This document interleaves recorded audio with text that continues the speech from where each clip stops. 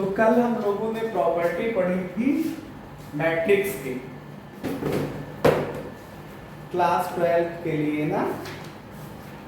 आज उसी सीरीज के कुछ नेक्स्ट प्रॉपर्टीज हम स्टडी करेंगे।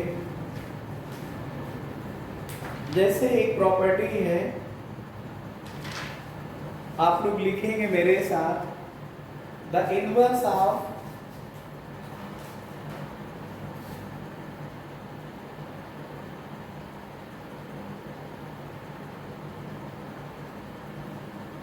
the inverse of an invertible matrix, inverse of an invertible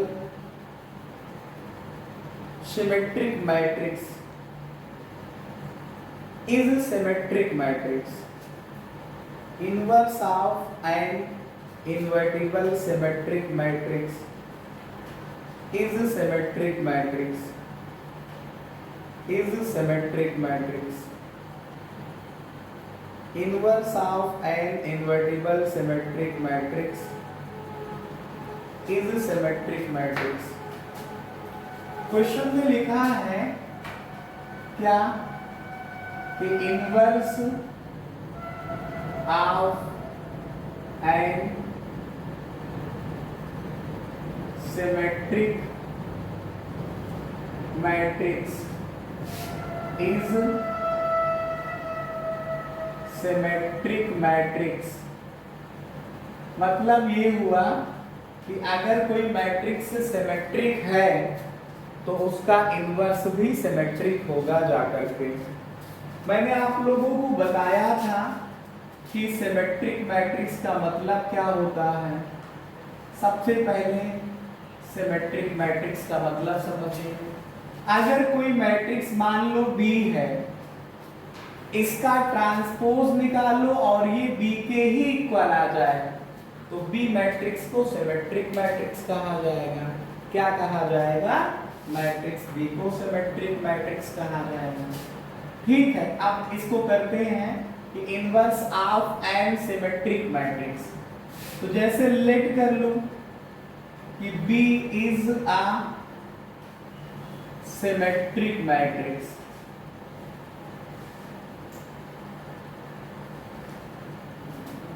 यहां पे एक शब्द और लिखा था, इन्वर्टिबल सिमेट्रिक मैट्रिक्स लिखा था। मतलब B जो है सिमेट्रिक मैट्रिक्स है तो B का ट्रांसपोज B के बराबर होगा और B जो है इज इन्वर्टिबल भी है। इन्वर्टिबल का मतलब होगा जाकर के कि B इनवर्स एग्जिस्ट करेगा। अगर B इनवर्स एग्जिस्ट होगा तो B का डिटरमिनेंट जब निकालोगे तो ये 0 के बराबर नहीं आएगा। आपको पता है कि किसी मैट्रिक्स का डिटरमिनेंट निकालो और उसके ट्रांसपोज का डिटरमिनेंट निकालो, दोनों इक्वल आते हैं। तो अगर ये 0 के इक्वल नहीं है और ये दोनों इक्वल है तो इसका मतलब हुआ कि B का transpose is equal to B का mod is equal to not 0। इसका मतलब B का ट्रांसपोज का मॉड ये भी 0 नहीं होगा। इसका मतलब B का ट्रांसपोज इज आ क्या है? इन्वर्टिबल। इज एन कैसी मैट्रिक्स है? इन्वर्टिबल मैट्रिक्स है। इज एन इन्वर्टिबल मैट्रिक्स है। अगर ये इन्वर्टिबल मैट्रिक्स है, समझिए, अब हम आपको बता चुके हैं कि अगर B का ट्रांसपोज इन्वर्टिबल है तो इसका मतलब B के ट्रांसपोज का इनवर्स निकालोगे तो ये क्या करेगा? एग्जिस्ट करेगा। कल आपको मैंने एक प्रॉपर्टी समझाई थी कि A के ट्रांसपोज का इनवर्स जो होता है A इनवर्स का ट्रांसपोज होता है। और मैंने ये समझाते समय ये कहा था कि जो आपके पास क्वेश्चंस हैं लीनियर इक्वेशन इन 3 वेरिएबल्स के, उनको जब सॉल्व करोगे तो उसमें इस प्रॉपर्टी का यूज होता है कुछ क्वेश्चनों में। तो आप बताइए B के ट्रांसपोज का इनवर्स जो होगा ये क्या होगा, एग्जिस्ट करेगा। बी का ट्रांसपोज का जो इनवर्स है वो एग्जिस्ट करेगा, मतलब अस्तित्व में होगा। अब समझिए अब क्या करना है। नाउ आप कह रहे हो कि सर बी का ट्रांसपोज जो है वो बी के इक्वल है, तो बी के ट्रांसपोज अगर बी के इक्वल है, समझिए इसको, बी का ट्रांसपोज जो है वो बी के इक्वल है, ठीक है। वैसे इसको लिख चुके हो। नाउ यहां पे जो टारगेट हमारा है कि क्या है, inverse of symmetric matrix is symmetric, मतलब ये है बी इनवर्स का जो है ट्रांसपोज ले लो, इनवर्स सिमेट्रिक मैट्रिक्स का इनवर्स ले लो तो वो भी सिमेट्रिक होता है, मतलब बी इनवर्स का ट्रांसपोज जो है वो बी इनवर्स के बराबर दिखाना है। अब आप इसको समझिए, इसका मतलब हुआ इस प्रॉपर्टी से अगर लिखें हम तो बी के ट्रांसपोज का इनवर्स आएगा, और यहां से हम लिख सकते हैं व्हाट इज दिस, चूंकि आपको पता है बी का ट्रांसपोज बी के इक्वल होता है तो इसको बी लिख सकते हैं, बी इनवर्स। ये बी हुआ आगे ये इनवर्स, तो बी इनवर्स का ट्रांसपोज क्या हो गया, बी इनवर्स के इक्वल हो गया। इसका मतलब क्या हुआ कि B inverse is symmetric matrix, symmetric matrix.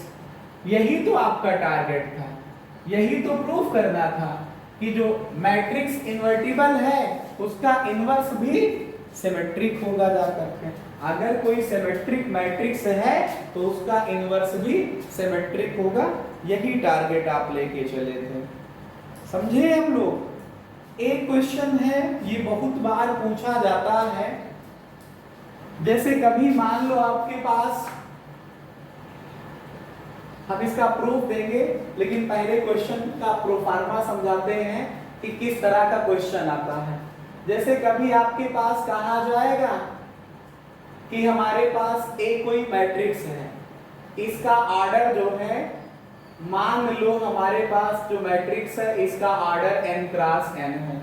अब n क्रॉस n भी दे सकते हैं, वो 2 क्रॉस 2 दे सकते हैं, 3 क्रॉस 3 दे सकते हैं, और कहेंगे a का जो डिटर्मिनेंट है मान लो वो 5 के इक्वल है।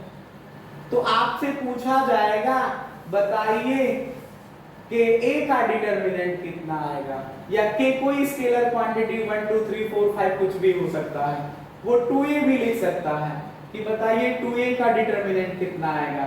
तो इसका फार्मूला हम लोग पढ़ेंगे 2 की power n into determinant of a, लेकिन पहले इस फार्मूले का प्रूफ समझेंगे। अगर आप यहाँ पे k लिखते हो तो k की power n into determinant of a पढ़ेंगे, ठीक है। उसकी हेल्प से हम लोग इस क्वेश्चन को सॉल्व करेंगे, ठीक है। आप लोग लिख सकते हैं मेरे साथ, आप लोग लिखेंगे मेरे साथ, लिख लीजिए कि if A is a square matrix of order n, if A is a square matrix of order n, if A is a square matrix of order n, if अगली प्रॉपर्टी है या अगली थ्योरम है, if A is a square matrix of order n and k is a scalar, then prove that k into a का determinant is equal to k की power n into determinant of a। क्या पढ़ा जाएगा, k into a, के ए जो matrix होगी उसका determinant बराबर k की power n into determinant of a। अब इसको सॉल्व करते हैं, सॉल्यूशन करते हैं। Let a be square matrix of order n लिखो चाहे n क्रॉस n लिख दो, स्क्वायर मैट्रिक्स है तो देन अब आप देखिए हम A मैट्रिक्स को लेने जा रहे हैं आपको समझाने के लिए। इसमें n क्रॉस n का मतलब n रो है और n कॉलम है। कितनी रो है? n रो है और n कॉलम। देखो मैं आपको जो बता रहा था कि if A is a square matrix of order n है और K इज अ स्केलर है, देन प्रूव दैट कि A का determinant is equal to K की power n into determinant of K। हमने एक square matrix n cross n order की ले ली, तो A को कैसे लिखेंगे? A11, A12, A13, A1n, A21, A22, A23 और A2n। ऐसे ही चल के आप nवीं रो लिखोगे तो AN1, AN2, AN3, ANn। अगर हम इसका डिटरमिनेंट लिख लें तो इसी मैट्रिक्स को डिटरमिनेंट के सिंबल के साथ मैंने ये लिख दिया। फिर अगर हम KA निकालें, A हमारे पास मैट्रिक्स है और K से मल्टीप्लाई करें तो आपको पता है ये मैंने K लिखा, ये मैट्रिक्स को लिख दिया। जब K से मल्टीप्लाई करोगे तो एवरी एलिमेंट में मैट्रिक्स में मल्टीप्लिकेशन होता है। मैट्रिक्स के प्रत्येक अवयव में गुणा करोगे, तो मैंने K से सब में गुणा कर दिया तो ये आपके पास आ गया जाकर के।